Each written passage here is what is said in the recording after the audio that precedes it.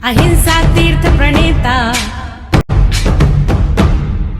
अहिंसा तीर्थ प्रणेता, जय जय हो भारत गौरव राष्ट्र संत प्रमुख सागर। स्वर्णिम स्वर्ण जयंती का अवसर ये महान है, मिलकर हम मनाएंगे गुरुवर देश की शान है।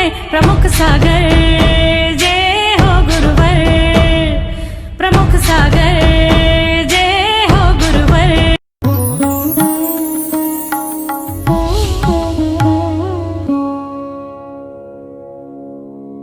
स्नेह बात्माओं, आज चौथे नंबर के दोहे में पंडित दौलत राम जी हमसे बहुत प्यारी बात कर रहे हैं।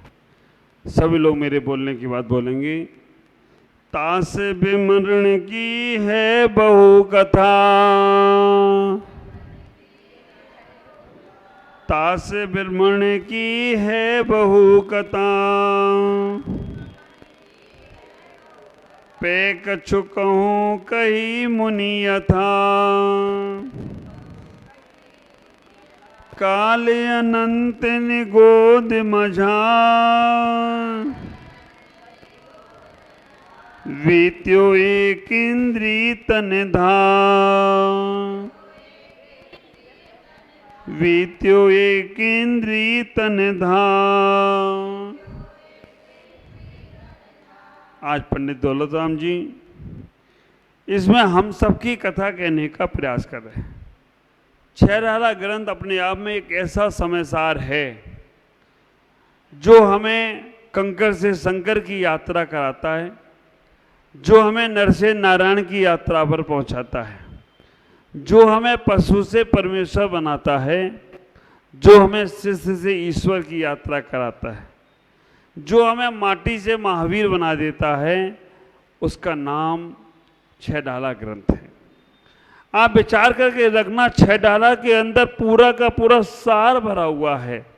सबसे पहले वो आपको उससे परिचय करा रहे हैं कि क्या चीज से तुम निकल कर आए हो, कहाँ कहाँ तुमने भ्रमण किया है और कहाँ कहाँ भ्रमण कर कर तुमने हर जन्म में ऐसे वायदे किए हैं, एक बार इस पर्याय से निकल जाऊं दोबारा इधर आऊंगा नहीं। आचार्य और मुनियों की बातों को ही उन्होंने कह दिया कि जो कहूं कही मुनि था। तो अब वो यहाँ कहने का प्रयास कर रहे हैं, तास भ्रमण की है बहु कथा। छोटी मोटी कथा नहीं है तुम्हारी, छोटी मोटी कहानी नहीं है तुम्हारी। तास भ्रमण की है बहु कथा, पे कछु कहूँ कही मुनि यथा। कछु थोड़ी सी कह पाऊंगा।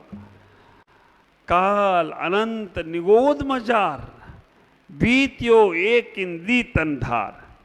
ये आप सबकी कथा है, ये हम सबकी कथा है। हम इतना ही विचार करके रखें, हम कहाँ कहाँ से भ्रमण करके, कैसे कैसे संसार का भ्रमण करके हम इस मनुष्य पर्याय में आए।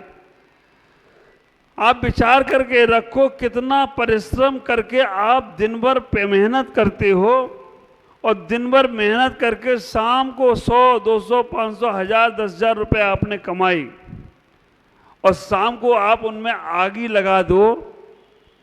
वो व्यक्ति समझदार होगा या ना समझ होगा? कांकी वाले बताओ, ना समझ होगा। आपने इतनी मेहनत करके बहुत सुंदर बिल्डिंग बनाई, लग्जरी बिल्डिंग, पूरा 5 स्टार जैसा उसके अंदर है सब कुछ, और बनने के बाद नीचे से बम लगा दो, समझदार हो गया ना समझ? ना समझ होगी। आप बहुत सुंदर गाड़ी खरीद के लाए, लग्जरी गाड़ी बिल्कुल, और लग्जरी गाड़ी खरीद के लेके आने के बाद उसमें आपने समुद्र के ऊपर पुल से समुद्र में डाल दी, समझदार हो गया ना समझ? आपने इतने जन्मों में पुण्य अर्जन किया और पुण्य अर्जन करने के बाद ये मनुष्य पर्याय पाई, अब तुमने भोगों में लगा दी, समझदार हो या ना समझ? सही है। तो अब ये ना समझदार आदमी समझदार कब बनेगा? अब आप ये बताओ, इतनी जन्मों के भ्रमण करने के बाद कितने जन्मों का पुण्य एकत्रित किया होगा। आप ख्याल करके रखना, हमें संसार में बहुत पुण्य इकट्ठे करने पड़ते। कई सामान सी वस्तु हमें चाहिए हो, 100, 200, 500, 1000, 10,000 रुपए की, तो हम पैसा गिन गिन के इकट्ठे करते हैं, बाजार जाते हैं, ले आते हैं। आप विचार करके रखना, और बड़ी वस्तु चाहिए हो, हमें गाड़ी घोड़े चाहिए हो, तो लाखों रुपए का हम यहाँ वहाँ से लेकर गाड़ी खरीद लेते हैं। मकान आदि बनना है तो लोन ले लेते हैं। लेकिन आप विचार करो, ये मनुष्य पर्याय को पाने के लिए कितने पुण्य परमाणु इकट्ठे किए होंगे, कितनी विशुद्धि बनाई होगी, कितने अपने स्वभाव के अंदर आए होंगे। हमारे तत्वासूत ग्रंथ में आचार्य उमा स्वामी महाराज कहते हैं, मनुष्य पर्याय को पाने के लिए स्वभावम लभ्यते च। तिर्यंच पर्याय के लिए उन्होंने कह दिया माया त्रज्ञोनस। तिर्यंच पर्याय किन्हें प्राप्त होती है? जो मायाचारी करते हैं। माया त्रज्ञोनस तिर्यंच पर्याय उन्हें प्राप्त होती है जो मायाचारी से भरे रहते हैं, बात बात पर झूठ बोलते हैं, बात बात पर छल कपट करते हैं। वो नियम से तिर्यंच गति में जाएंगे, मायाचारी करने से उन्हें कोई बचा नहीं सकता। और आप विचार करके रखना, अन्य जगह पर तुमने झूठ बोला तो चल भी जाए, क्योंकि अन्य स्थाने कृतम पापम धर्म स्थाने विमुच्यते, और धर्म स्थाने कृतम पापम वज्र लेपो भविष्यति। अगर तुमने धर्म के साथ छल कपट किया, गुरुओं के साथ तुमने छल कपट किया, अगर तुमने अपने धर्म की क्रिया में मायाचारी की, तो वो कर्म कहाँ धोगे जाकर? आचार्य ने कह दिया माया त्रज्ञोनस, मायाचारी करने वाला तिर्यंच गति में जाता है। और पूछा कि नरगति के आश्रम का कारण क्या है? तो उन्होंने इतना ही कहा, बहु आराम परिग्रह नारकस्य सा। बहुत आराम और बहुत परिग्रह नरक गति के आश्रम का कारण है, इसे कोई टाल नहीं सकता। हम जितना आराम का मतलब है चौका चूल्हा, खाना खाने हैं 15 मिनट में, आधा घंटे में, लेकिन व्यवस्था कितनी देर तक होती है? 8 घंटा 6 घंटा उस खाने को बनाने में। और कई लोग तो 24 घंटे तक खाने में लगे रहते। कल का चौका लगना है, अभी से मटर छीलने लग जाएंगे, है ना। आप विचार करके लगना, और अभी से प्लानिंग करेंगे। और सबसे ज़्यादा प्लानिंग तो वो लोग करते जिनके उपवास हो रहे हो। उपवास करा है आज, कल कैसे पालना करना, हाँ। और 10 कर लिए हो तो फिर उनके तो मन में प्लानिंग चलती है कि शहर में सबसे अच्छा होटल कौन सा है, सबसे अच्छा व्यवस्था कहाँ मिलेगी। तो आप विचार करना, किया कराया सब पानी फिर गया। हमें इतना ही करना, ये आरंभ से बचने का प्रयास करो। अगर तुम ये आरंभों से नहीं बचोगे, एक जोड़ी कपड़े पहनना है, 2 पहनना है, 3 पहनना है, लेकिन 10 कोई कपड़े खराब करो, उठाओ रखो, उससे आरंभ से बचो। बहु आरंभ परिग्रह नारकस सहा। आचार्य कहते हैं कि बहुत आरंभ और परिग्रह तुम्हारे नरक गति के आश्रम का कारण है। बहु भ्रमण, संसार में जो तुम्हारा भ्रमण चल रहा है वो किस कारण से चला है? और मनुष्य गति के लिए कह दिया स्वभाव मार्दवम चा। अगर आप अपने स्वभाव को पहचानते हो, आप अपने स्वभाव में रहते हो, तो मनुष्य गति का आश्रम होगा। और देवगति के आश्रम के लिए कह दिया, आप विचार करके रखना, देव गति के आश्रम के लिए कह दिया संयम, बाल तपांसा, अकाम निजरा, ये भी तुम्हारे देव गति में कारण है। तो चारों गतियों का भ्रमण जो किया है संसार में, उन सब गतियों में आपने वायदा किया है। आपने उन गतियों में जा जाकर घूम घूम कर एक ही वचन किया, एक बार मुझे मनुष्य पर्याय मिल जाए, हम दोबारा फिर ऐसा कोई कार्य नहीं करेंगे जिससे मुझे संसार में बार बार आना पड़े। ख्याल करो, आपको पता है, आपको ज्ञात है। अगर आपको नहीं जानकारी हो तो, सामने गड्ढा हो तो गिर रहे हो तो बात अलग है, लेकिन पता है कि इस सारी जानकारी के बाद भी अगर तुमसे वही क्रिया हो रही हैं तो अभी तुम्हारा संसार बहुत बड़ा है। बहुब्रह्मण की कथा चालू रहेगी। मुझे मालूम है कि संसार में रहकर तुम सब चीजें नहीं छोड़ सकते। संसार में रहकर तुम्हारी क्रियाओं में, चर्याओं में वो मिलावट होगी ही होगी, क्योंकि संसार में सब व्यक्तियों को मना के रखना है। अच्छे लोगों को भी मनाना है, बुरे लोगों को भी मनाना है। पता नहीं कब कौन किसका वक्त काम में आ जाए, है ना। तो आप विचार करके रखना। हमारी दशा तो ये हो गई है कि हम वक्त पड़े तो बांका, गधे को कहे काका। आप विचार करके रखना, हमारा जब कभी जैसा भी काम रुक रहा हो तो हम किसी के भी सामने हाथ जोड़ लेते हैं, किसी के भी सामने माथा पटक लेते हैं, किसी के भी सामने अपने आप को समर्पित कर लेते हैं। हमें इतना ही समझना है, बहुत बड़े संसार को अब हमें नहीं जीना है। बहुब्रह्मण की कथा हमारी अब हमें छोटी करना है। जहां भी तुम्हारे मन में मायाचारी का भाव आए, जहां भी तुम्हारे मन में छल कपट का भाव आए, जहां भी तुम्हारे मन में क्रोध माया का भाव आए, जहां भी तुम्हारे मन में कामना वासनाओं का भाव आए, समझ के रखना ये तुम्हारे संसार को बढ़ाने वाले हैं। करना पड़ेगा, लेकिन उसमें हम बैरागी के भाव लाएं। आप विचार करके रखना, संसार की क्रियाएं चर्याएं करना पड़ेंगी, लेकिन उसमें ये रहो कि हे दृष्टि से करो। अगर आप हे दृष्टि से करते हो तो वो क्रिया भी तुम्हारी विधेयी जैसी बनेगी। और आप उन्हें हे दृष्टि से नहीं कर रहे हो, आप उसे आसक्ति पूर्वक कर रहे हो। ये तो करना जरूरी है, इसके बिना कैसे काम चलेगा। और आप विचार करके रखना, अगर पाप की क्रियाएं आप सोचते हो जरूरी है तो अभी संसारी हो और संसार में ही भ्रमण करोगे।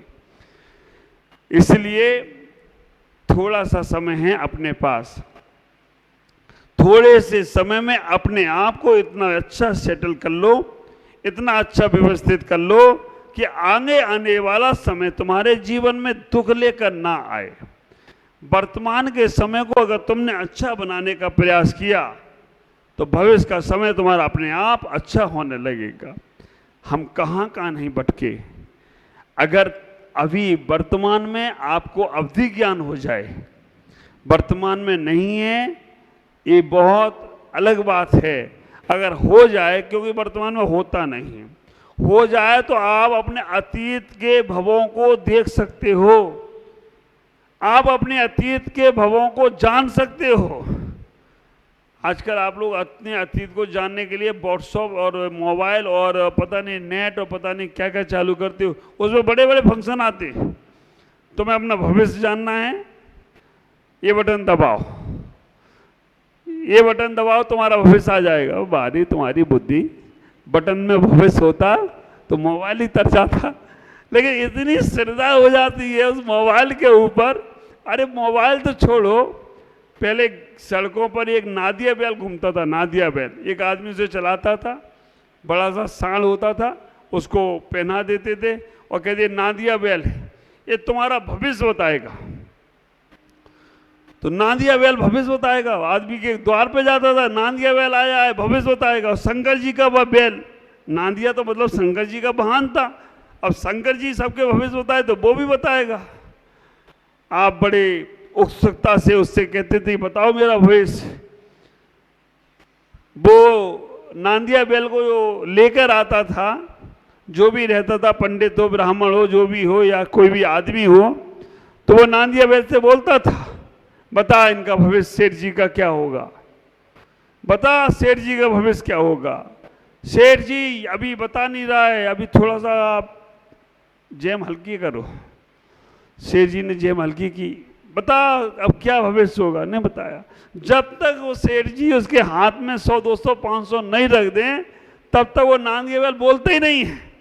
और नादिया बैल अब जैसे ही हाँ सेठ जी ने अच्छी दक्षिणा दे दी, बता क्या भविष्य होगा, सेठ जी का भविष्य अच्छा होगा कि नहीं होगा। पीछे से उसने एक अपनी कील लगा दी उसके पुट्ठे पे, तो वो हाल सर घुमाने लगता है और उसमें तुम खुश हो जाते, मेरा हो गया भविष्य अच्छा। आप विचार करके रखना, एक तोता तुम्हारा भविष्य बताता है। हम इन बाहर की चीजों में इतने उलझ गए, अपने पुरुषार्थहीन हो गए। हमने अपने जीवन के पुरुषार्थ को ही नहीं समझा। आज अगर कोई ज्योतिष वाला तुम्हें बता देता ऐसा होगा वैसा होगा, तुम ऐसा सोचते ये बिल्कुल सही परफेक्ट नहीं। आपके भी कुछ कर्म हैं, आपके भी कुछ भविष्य हैं, आपका भी कोई प्रारब्ध है। अपने प्रारब्ध पर भरोसा करने का प्रयास करो। अनादिकाल से हम उन संसार के भ्रमणों में भटकते रहे हैं। ये तुम्हारे पास गोल्डन चांस है, ये मनुष्य पर्याय का चांस गोल्डन। पैसा कमाना कोई बहुत बड़ी बात नहीं, शादी विवाह करना भी बड़ी बात नहीं, बच्चों को जन्म देना भी कोई बड़ी बात नहीं। ये सब तुम्हें जीवन में मिल ही जाते हैं थोड़े पुण्य संयोग से।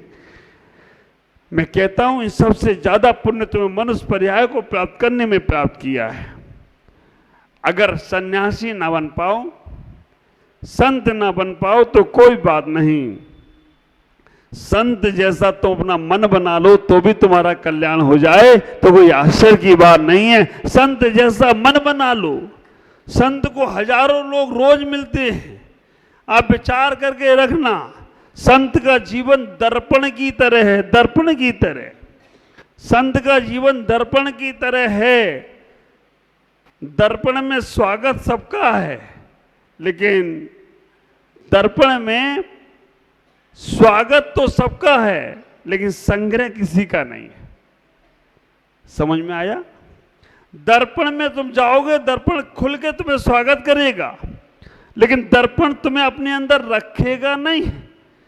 दर्पण में स्वागत सबका है, दर्पण में संग्रह किसी का नहीं है। ऐसा ही संत का जीवन है। संत के जीवन में स्वागत सबका है लेकिन संग्रह किसी का नहीं है। संग्रह तो केवल अपनी आत्मा का ही है। वो आत्मा परमात्मा बनती चली जाएगी।